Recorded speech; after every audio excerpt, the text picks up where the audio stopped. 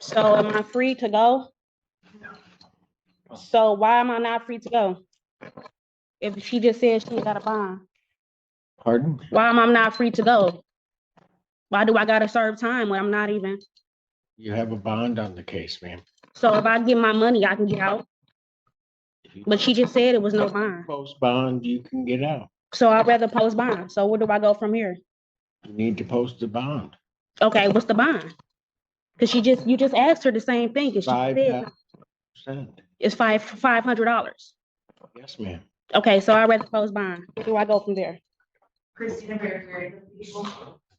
Good morning, Assistant Public Defender Lauren Perry on behalf, well, not on behalf of Ms. Brown. We are the attorney of record on this case. When I did meet with Ms. Brown, she informed me she wants to represent herself.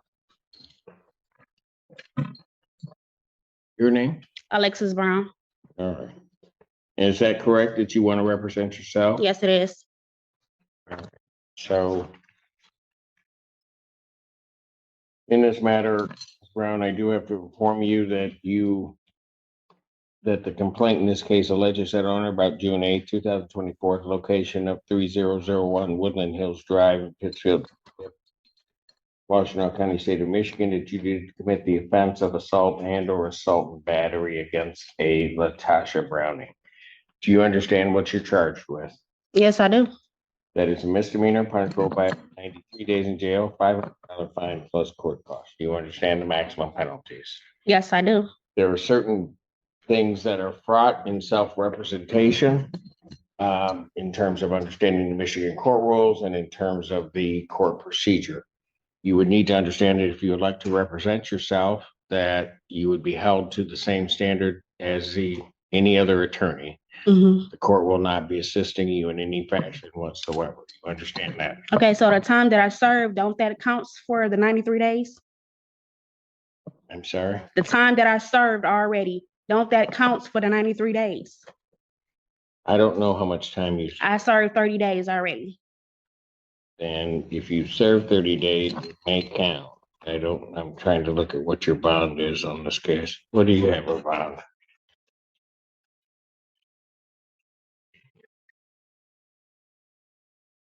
And then no contact with the victim as well. And the monetary amount, 5,000, 10%, then it should count. Yes, ma'am. And so I have a question. So when I was arrested, I wasn't actually told my rights. So ain't that against the law that you wasn't told your rights when you arrested me? Well, not you, but the officer. I cannot, You can't do nothing about it right now? I All right, I just want to state that. can't answer that. I just want to state it. All right. Okay, Stated. it's on record, right? So Okay. what do you want this set for, ma'am? Your Honor, we have no offer at this time. Do you want it set for a trial, ma'am?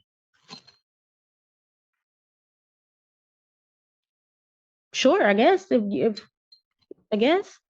You want a jury trial or a non-jury trial? It doesn't really matter. Well, you've got to make a decision, ma'am. If it gotta go to trial, then it gotta go to trial. Okay. Do you want a jury trial or not? It doesn't matter. You have to make a decision, ma'am. It could have a jury, fine, that's fine with me. Jury final settlement conference in this matter will be set for 17th, 2025 at 9 a.m. Jury selection in this matter, October 20th, 2025 at 8:30. Both of those proceedings are in person.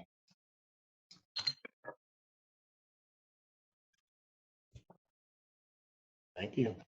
So am I free to go? So why am I not free to go? If she just said she got a bond, Pardon? why am I not free to go? Why do I gotta serve time when I'm not even? You have a bond on the case, ma'am. So if I get my money, I can get out. But she just said it was no bond. Post bond, you can get out. So I'd rather post bond. So where do I go from here?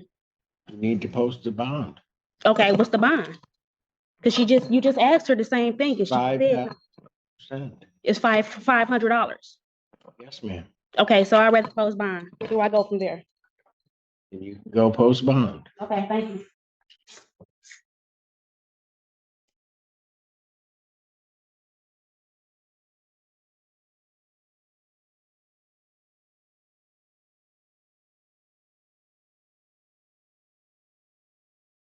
It's your fault, parenting. Your fault. You just like. So am I free to go? The defendant keeps asking the judge in confusion after hearing something about bond. The judge calmly explains that she is not free to go yet because there is still a bond on the case. The woman insists that she heard there was no bond, but the court clarifies that she can leave if she posts a bond amount. When she asks how much it is, the judge confirms there's a $500 bond with 10% required. Realizing this, she says she would rather post a bond and asks where she needs to go next. The judge tells her simply that she needs to post a bond through the proper process. Suckered me into that. You got up there and then just said, well, we're the attorney of record, but Oh, we're starting off the morning with a series of bad decisions already. This is wonderful. yeah, I know, but they're all by parody. The whole That's- McDonald's thing and then this. And... This- Okay, let's try this one. Before he makes more statements. And I did record the- That are false to this. I recorded the call. Criminalizing himself. I recorded the call. In his best interest, he might want to listen to this call before he makes any further statements. Listen. You don't know what? That's the third time you've done it. You're gone. Mr. Allen, take him. You better get Mr. Burgess down here because I want to hear those calls because he's interfered with it. And Mary Rubio, on behalf of Mr. Lee, I am standing in for the attorney of record, David Burgess, with Mr. Lee's consent, to my knowledge. Is that correct, sir? That is okay for me to stand in for you right now? Yes, Okay, could you please state your name? literally. What is that noise? Wait. Shouldn't you check? I don't feel safe. Why What are is, you just pointing? What? Don't stop. So. It'll stop at some point. I feel very safe, Your Honor. Oh, I know. He's like, you are all over it. Yes. All right, go ahead. What are we doing? Well, Your Honor, a few things. First of all, I've been in communication with Mr. Burgess and Mr. Arabo, who is representing the victim of the case, Mr. Quasny. Apparently, Mr. Lee called Mr. Arabo and offered to, in exchange, there's a pending case where Mr. Quasny is the defendant of an AMV against Mr. Lee. Mr. Lee contacted Mr. Arabo and offered to essentially not testify in that case if Mr. Quasny agreed not to testify in this case. There are statements that are essentially saying, in exchange for Mr. Quasny, victim in this case, not testifying, I will also not testify. That is highly concerning, of course. I was given this information yesterday. I asked Mr. Arabo to forward that call to myself, Mr. Burgess, and the officer in charge because we want it documented for potential additional charges. But this all transpired yesterday. We got the recording as of this morning. With that said, of course, I think it's appropriate to have an adjournment. Mr. Burgess agrees with that. But does that recording indicate that? Yes, Your Honor, have either one of you I myself have not listened to the recording. I was just asked to stand in on behalf of Mr. Burgess. He's at a hearing in Lansing. However, I did speak to Mr. Lee about it today. Mr. Lee indicated some of the content of the conversation to me. He also indicated, just FYI, that he himself recorded it. But just so that I have this right, the defendant, because of something else, is urging, enticing, or in some other way interfering with testimony of witnesses in this Well, case. I can't agree to that characterization because I haven't heard it. I don't know. Well, you want to listen to, because that's what I'm being told. But Yes, I understand. I understand that that is what's being presented. I also want to indicate that. Go Go ahead. ahead. I'm sorry. Mr. Lee has indicated to me some things. I have advised him to be careful of what he would want to say to Your Honor, but he seems to feel that he needed to make that phone call because he wants to move to have Mr. Burgess removed and he wants to get a different attorney. Mr. Lee has indicated to me he also wants to address the court. I again did advise him I would not go into the content of that conversation as there could be potential pending new charges. With that said, Mr. Lee, what is it you wanted to say? Yes, Judge, I indicated to, what's your name? Mary Rubio, Ms. Rubio. To Ms. Rubio that for a little bit over a month, I contacted my attorney, Mr. Burgess, and I instructed him to contact the lawyers from both sides, the prosecution and the other side that represented Mr. Kwasny, and I instructed him to offer a plea or to negotiate some sort of settlement, and he indicated that he would do that. He indicated that he had done that. He indicated that he had reached out to Mr. Arabo and the prosecutor regarding making some sort of plea agreement. Him and I discussed what that could be. And so now, fast forward, yesterday, I contacted Mr. Burgess and I said, hey, have you reached out or have you heard anything from Mr. Arabo and the prosecutor? He said, and he indicated that he had not heard anything and that he had reached out to both attorneys multiple times. I knew that to be a lie. I suspected that to be a lie. During the hearing, the court confirms that the defendant, Alexis Brown, wants to represent herself instead of having an attorney. The judge warns her that self-representation is risky because she will be held to the same legal standards as any licensed attorney, and the court will not help her with legal procedures. The judge explains a charge against her, an assault and battery accusation that allegedly happened on June 8, 2024 in Washington County, Michigan. The charge is misdemeanor punishable by up to 93 days in jail and a $500 fine plus court costs, and the defendant confirms she understands the possible penalties. And I knew that if I were to have him or to ask you to have him removed or substituted, that I would have to prove under Strickland versus Washington that he. I don't know. Are you a lawyer? I was. Mr. Lee, no. To my knowledge, no. So I knew that I had to prove that he was ineffective. I knew that I had to prove that our breakdown was egregious. So I recorded the call myself, and I called Mr. Arabo and I asked if Mr. Burgess reached out and discussed any sort of plea negotiations.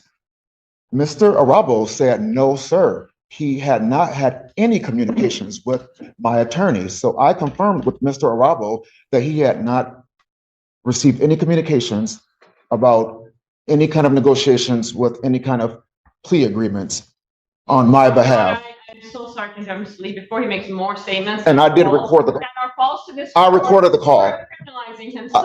I recorded the call. In his best interest, he might want to listen to this call before he makes any further statements. In the call that was sent to us, there is indication there's no discussion of a plea. Not what was sent to me. That was recorded by Mr. Arabo. There's very clear that there will be no testimony in his case if Mr. Kwasny agrees not to testify in this case. So I have the text messages. Further false statements are made to the court, which is not necessarily a problem for me, but I want to make sure that Mr. Lee's rights are preserved. I have the text He messages. might want to listen. You don't know what? That's the third time you've done it. You're gone.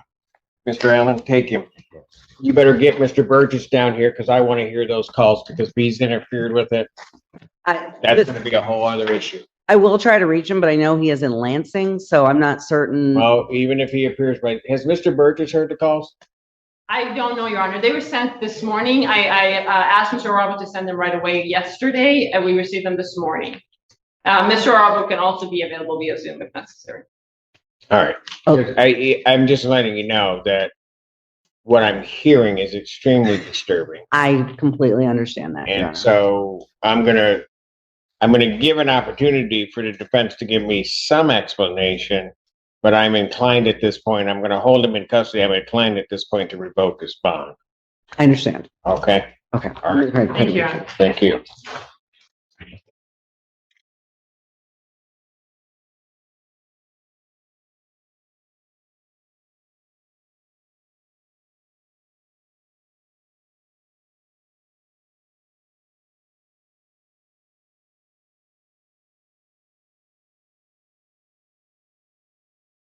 Somebody needs to listen to him. I'm sorry, have you heard him? Or, Just now, Oscar and I listened to it together. okay, It's like, all right, I'll recall that momentarily. And then everyone else gets voted. Everybody else is holding back.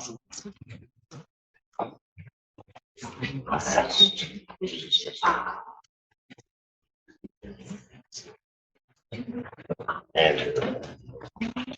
Mr. Kennedy.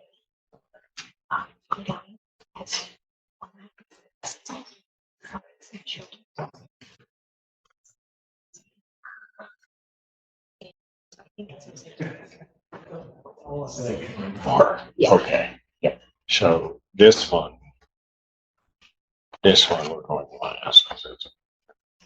Right, no. No. This one. That's This fine. last. So just hold down. Yep. Then it's between these two. What happens in verse? That was at 2:00. We haven't gotten there yet. Oh, I haven't talked to you about those at all yet. ow. Okay. All right, but this one has one. And then we gotta bring Lee back out. So who's on this one? This is 4 witnesses with Miss Tanha and I believe Miss Ackerley. So then this is good night. 9 is Burkett. How many witnesses on that? One witness? Okay. Get Mr. Burkett in here. We'll handle that one. I'm gonna take a brief break. We'll handle that one, then I'll get Mr. Lee out. Okay, Thank you, Your Honor. and deal with Lee. That's my order then. All right, court is standing Larry Lee. All right. Good afternoon, Your Honor. Marie Tenha, Assistant Prosecuting Attorney on behalf of the people. I forgot to wait a second. And Mary Rubio, again, on behalf of Mr. Lee, who is making his way to the podium.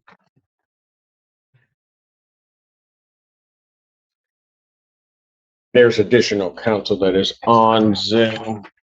Oh, there you Good go. afternoon, Your Honor. May it please this honorable court, Joseph Arabo on behalf of Stephen Quasny. All right. And I'm presuming everybody except the court has heard the phone call. What I heard was the recording the prosecutor gave me, which appears to be a less than 2-minute portion of a phone call. I think she would agree it's not an entire phone call. That's correct, Your Honor. It's what Mr. Rubble sent me, as well as Mr. Burgess, and law enforcement as of this morning. All right. And that portion of the phone call, as the court is to understand, is basically this defendant speaking with, is it directly with the victim in this case? No. No, An Your Honor. attorney. It's with Mr. Rubble, who's the attorney for the victim. All right. And basically offering to not provide testimony in another case if his client doesn't provide testimony in this criminal proceeding. That is how I would characterize it, Your Honor. If Mr. Rubble has additional information or different information, he's welcome to. Yes. Mr. Yeah, just to clarify the record, that's a portion of a phone call because I didn't anticipate to record the entire thing. I didn't know who was calling me. And then once I realized what this was, which is an attempt to extort and use this other case that he filed against the victim in this matter to use as leverage to have this conversation at a future point in time, I was quick enough to get on my computer and record it so that the court is aware of what's going on in the matter where I represent Mr. Quasny, who's the victim in this matter, which is the first matter before the court. Your Honor, if I may, I really object to that characterization that it was an attempt to extort. I've spoken to Mr. Lee at length about the purpose of the phone call. I also listened to the portion of the phone call. Perhaps the court could listen to it. I do not believe that that was what was happening at all. And plus, I don't think there was nothing on there that indicated he was trying to extort this attorney or the complaining witness. Frankly, what Mr. Lee has alleged to me is that he and Mr. Burgess have basically had a breakdown of communication, that he's spoken to Mr. Burgess multiple times, asking him to advocate on his behalf to the prosecutor as well as to this other attorney to try to come up with what he has called, not being a lawyer, using the words a settlement agreement or a plea negotiation. That's what he said to me. And that he had the feeling that Mr. Burgess had not, in fact, made this phone call. So he then called this attorney. Brown then asked the judge whether the 30 days she already spent in jail will count toward the possible 93-day sentence. The judge responds that if she truly served that time, it may count toward the total sentence, depending on the records. Brown also claims that when she was arrested, the police officer did not read her rights, suggesting that this may have been illegal. The judge tells her that the court cannot address that issue at this moment, but acknowledges that her statement is now on the record. And right in the phone call, because it would have been unethical for Mr. Burgess to try to say my client won't testify in this other matter. Of course. If that, right? That's well, Mr. Burgess may not have done. And that may very well be. But Mr. Lee indicates that, and I haven't seen these, he indicates that he has text messages back and forth with Mr. Burgess, and that Mr. Burgess, quote, lied to him about whether or not he made these phone calls. So he indicates the main reason that he wanted to call. That would be irrelevant. I know that, but Judge, trust me, I know that. But I just wanted to make the record. What, can I just finish though? Let her finish. Mr. Lee indicated the main purpose of the phone call was for him to find out whether this attorney could verify whether Mr. Burgess called him. If you listen to the call, the portion of this call, it's literally on there. He says, it starts out with him saying something about plea agreements.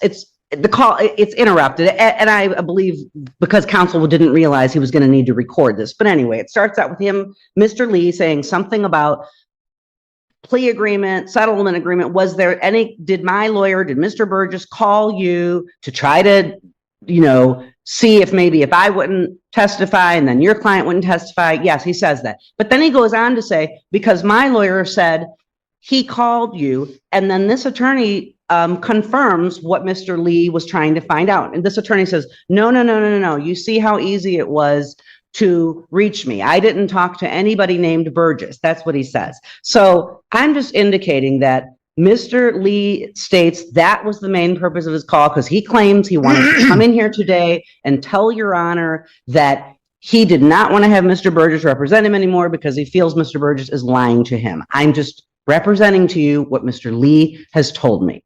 Your Honor, if I may. I'd like to say something. Thank you. Mr. Arabo, it's my turn. One moment. Your Honor. Because apparently that's how it works in this courtroom. Tana says it's her turn, so it's her turn. Go ahead, Miss Tana. Mr. Arabo had some trouble with the drum. That's only because she's there and I'm not. Your Honor, I don't really, quite frankly, care what's going on with the client relationship with Mr. Burgess, or claims Mr. Arabo is making about extortion. That's not something that people are going to get involved in at this stage.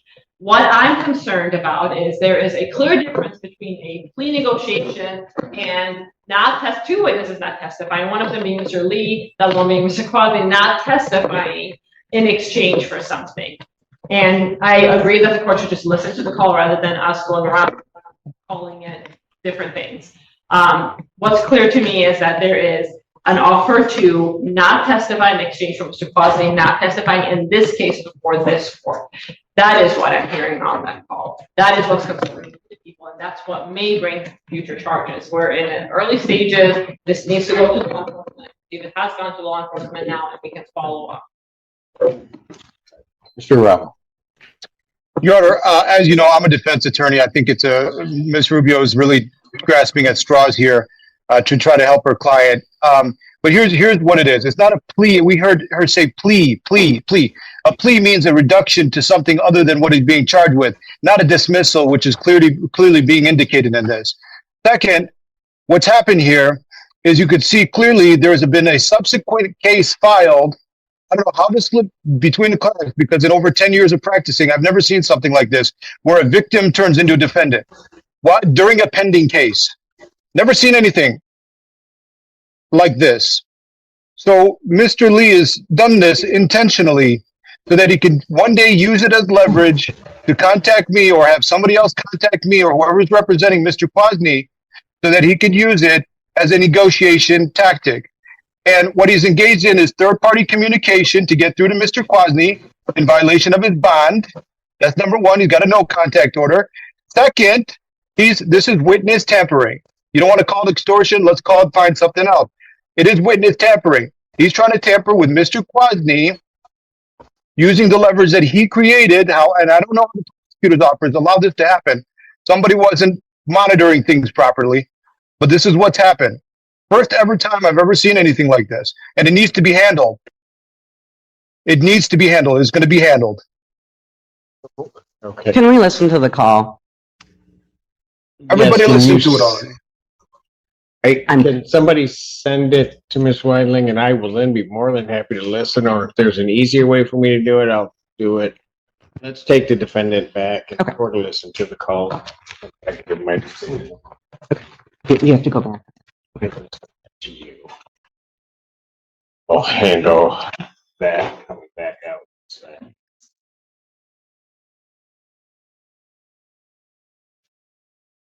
I think Miss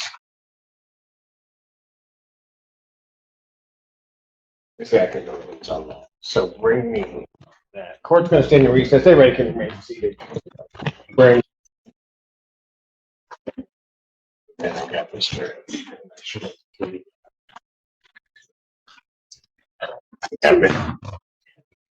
Now I got Kennedy Brown. And got it. Yeah. Okay.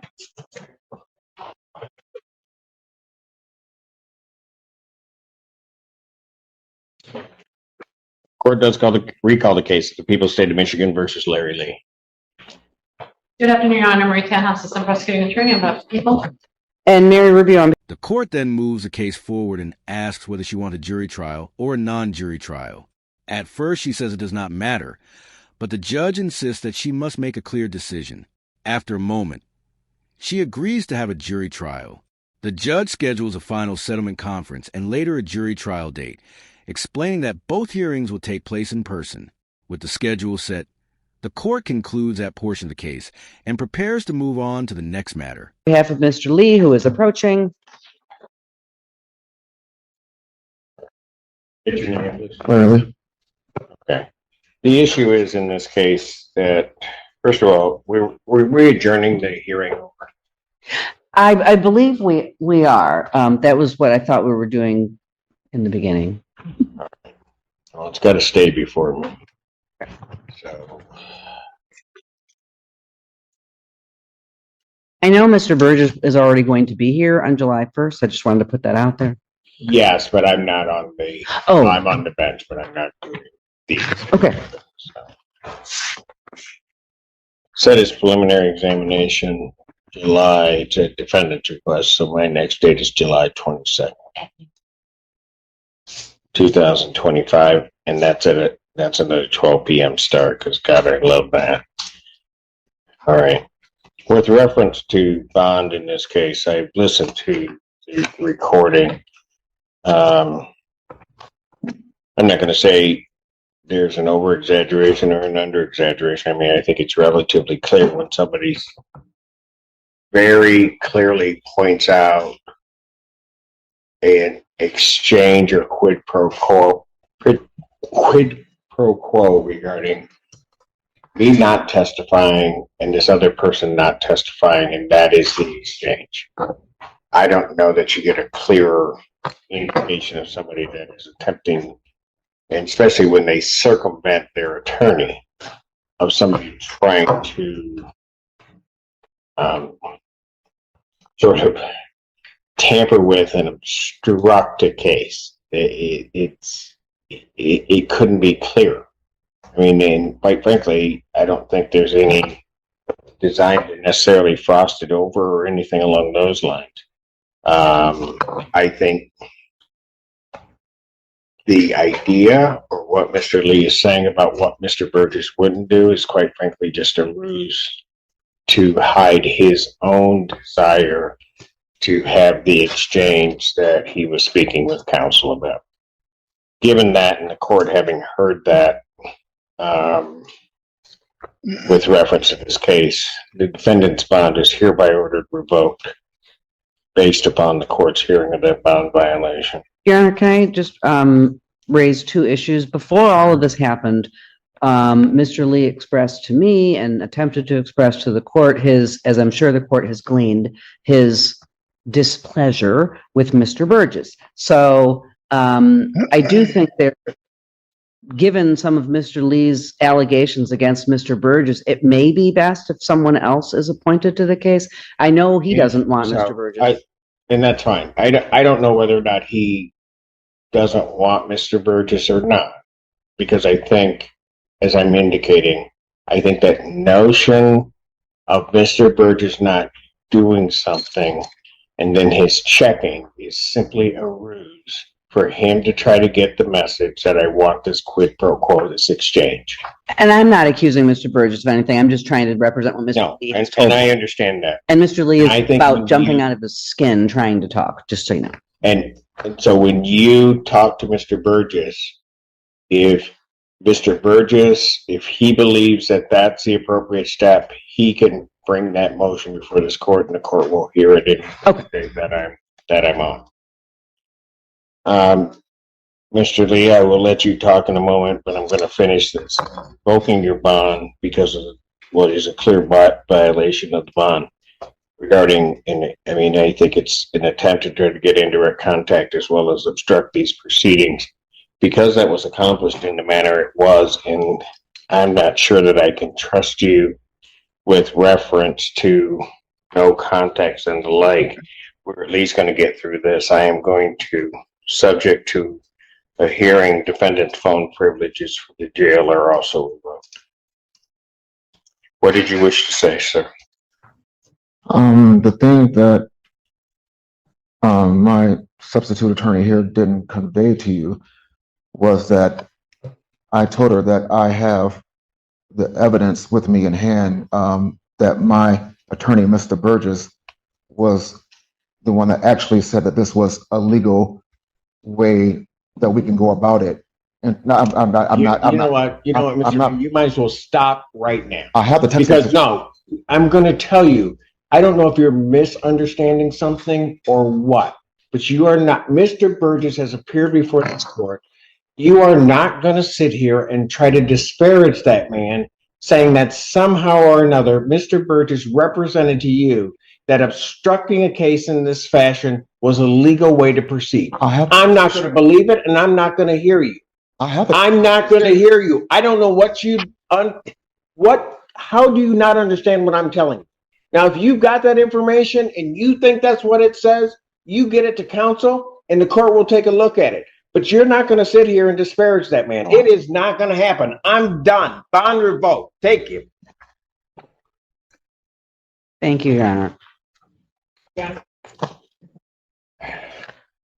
Thank you, sir. Appreciate your wait and patience online. No problem, Your Honor. Are you still on the record? Pardon? I am. Are you still on the record? You know, I'm not sure who this kid is or what he's capable of or what sort of messages he can get out to other people. But if the court could put a no contact order because somehow I've become a witness in this matter, I'd appreciate that. A no contact with you? Yep. I don't want to be contacted by any third party. In a separate courtroom situation, another defendant named Larry Lee becomes a center of controversy after prosecutors claim He tried to influence testimony in his case. According to attorneys, Lee allegedly contacted the victim's lawyer and suggested that he would not testify in another case if the victim agreed not to testify against him. The judge listens to the recording of the phone call and finds the conversation extremely troubling. After reviewing the situation, the judge rules that the defendant violated the conditions of his bond and immediately revokes it, ordering him back into custody and restricting his phone privileges while the case continues.